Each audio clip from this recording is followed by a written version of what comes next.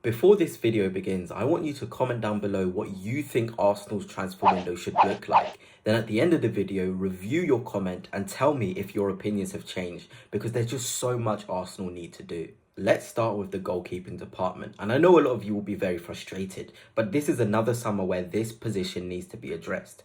Tommy Setford, David Raya, Nobito Neto and Hein are all going to be part of the Arsenal squad heading into the summer. So what's going to happen? I think Hein will probably leave and join a different club because there's been a lot of interest in him due to the fact he's been absolutely incredible out on loan.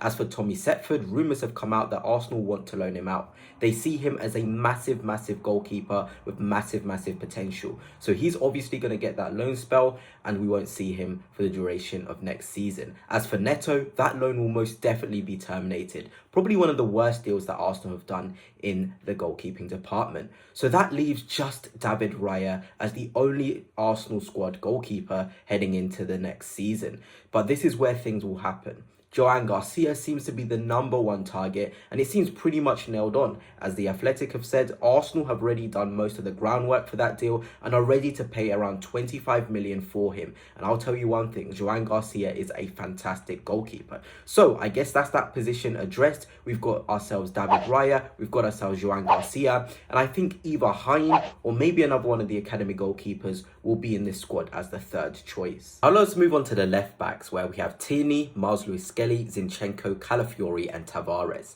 Tavares is most definitely going to leave the club, as his current club he's out on loan with want to exercise that option to buy. Then we move on to Kieran Tierney, who's obviously going to go to Celtic. That's pretty much agreed. So that leaves us with Miles Lewis-Skelly, Zinchenko and Calafiori. And obviously Arsenal have a lot of players who could possibly play in this left back role, but this is just predominantly left-footed players.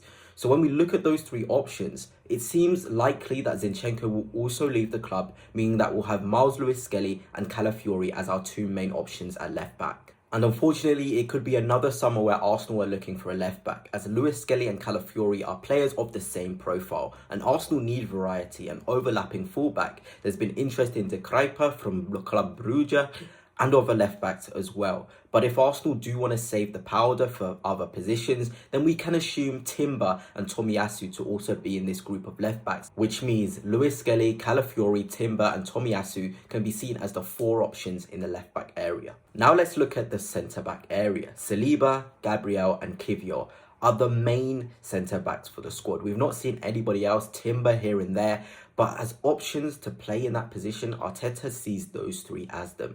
Kivior looks most likely to leave the club with interest from Italy. He wants to go out and get game time as per this source. So Arsenal are going to be left with Gabriel and Saliba. So this begs the question, there's been interest in Mark Gahey in the past. There's been interest in other defenders like Huijsen as well. Arsenal are likely to dip into the market again. Maybe they'll get another profile like Kivior, who's quite cheap and not many people know of him. But there certainly needs to be cover for both Gabriel and Saliba. There also is the option of Kivior staying and Arsenal then recruiting a sort of centre half who can play near Saliba and replace Saliba like a Gahey. But again, it just goes to show how much work Arsenal need to do, because those three centre backs, Kivior, Gabriel and Saliba, are simply not enough for a 38-game season, plus Champions League football, plus the cup competitions. So I fully expect a mystery centre-half to come in. Now let us move on to the right-back area, where we have Tomiyasu, Timber and Ben White.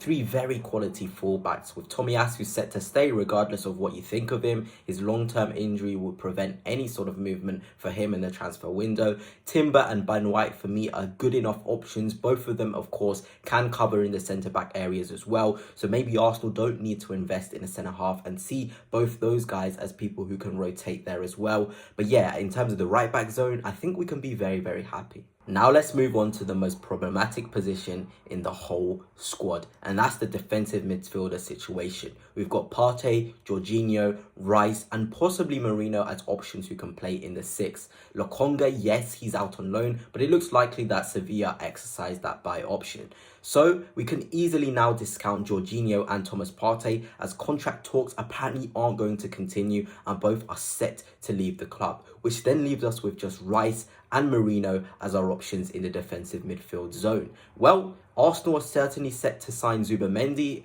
all the groundwork has been done, and David Ornstein has said pretty much that all Arsenal sources are very, very confident that this deal gets done. But then it still begs the question, we need another profile in there. There's been talk of Bruno Guimaraes, but I simply think this sort of a deal would be way too much on top of the Zubimendi. So maybe again it will be a younger profile, and there's been talks of another player coming in who currently plays for Sevilla, quite ironically, that goes by the name of Lucien Agume, a young defensive midfielder, 22 years old, who's pretty much in the same mold of a Thomas Partey. Now let's move on to the attacking midfield area, which has been a much talked about position for Arsenal in the summer. We've got Fabio Vieira, Martin Odegaard and Ethan Nwaneri as our three current options. And to be fair, I think Mikel Arteta sees Ethan Nwaneri as an impactor off the bench and somebody who can cover off of the right. So maybe we need to tick him off. So that then leaves us with Fabio Vieira and Martin Odegaard. Of course, there's already been talk of Naipan, a player we've been chasing the whole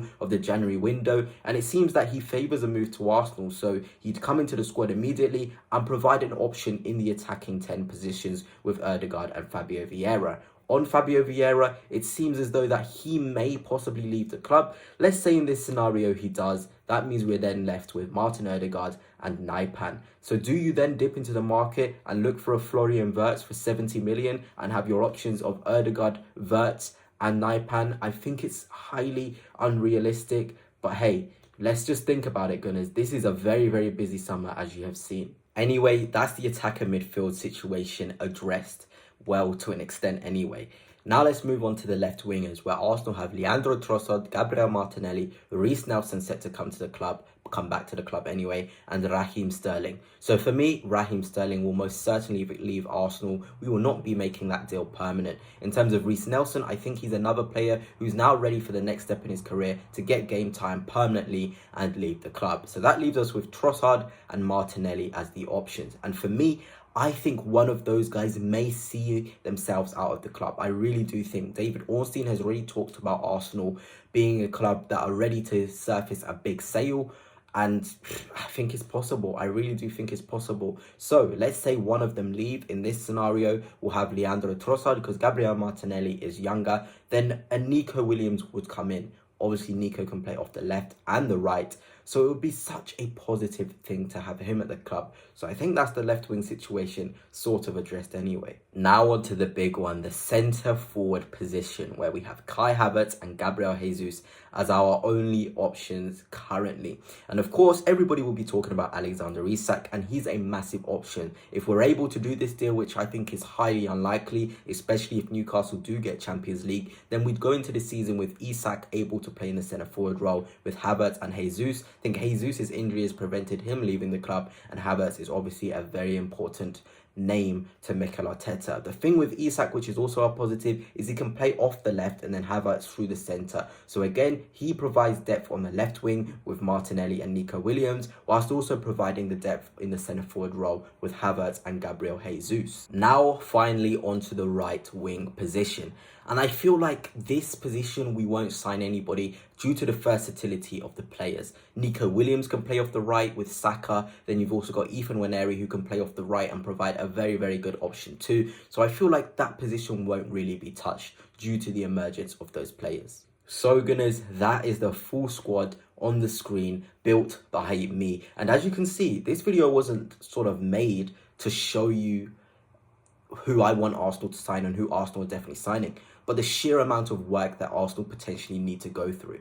Another thing which has been talked about, which I wanted to leave late into this video, was Gabriel Magalhães to Al Nassr. And it got me thinking, Gunners, if you've got this far, let me know, would you sell Gabriel Magalhães? Because it seems as though Al Nassr are ready. They're ready to pay around £150 million for him. And I'm sorry, Gabriel's so good, but for a 27-year-old as a business, do you accept that or reject it? It's just had me thinking, because we know the Saudi League, they like to spend money, but we know the importance of Big Gabby and the message that could send to the other players to get rid of such an integral part to our team. I just don't know. And then you've got to think, what other defenders in the world could come in and replace Gabriel Magalhães? I don't think there's many at all. But let me know down below your thoughts on it, because I thought it was crazy. If Al Nassr play upwards of 100 million to 150 million, then Arsenal have a massive decision to make. But anyway, Gunners, let me know down below. Let me know your predictions for the summer window. I hope I've given you an insight into how much work Andrea Berta needs to do. all of that on top of the contract renewals for Waneri, for Lewis Skelly, for Saliba, for Saka, it's certainly going to be a very, very busy summer for our new sporting director.